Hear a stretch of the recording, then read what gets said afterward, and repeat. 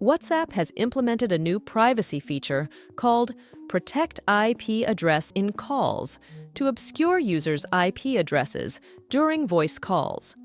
According to Meta, the feature routes calls through WhatsApp servers to hide the user's IP address information from the recipient. This option is currently only accessible on the latest app versions. Users can enable the IP address protection setting by opening WhatsApp and navigating to Settings. Then select Privacy and scroll down to Advanced, toggling on the Protect IP Address in Calls switch. Enabling this feature may decrease call quality as it relies on server relay instead of direct peer-to-peer connections that are generally faster.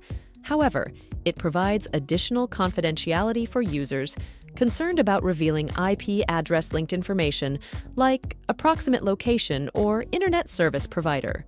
Meta affirms that WhatsApp's end-to-end encryption for calls still applies with this feature enabled. The IP address protection setting grants more control over privacy to discerning WhatsApp users during voice calls. Those wanting to obscure their device's public IP address can now do so directly within the app's interface.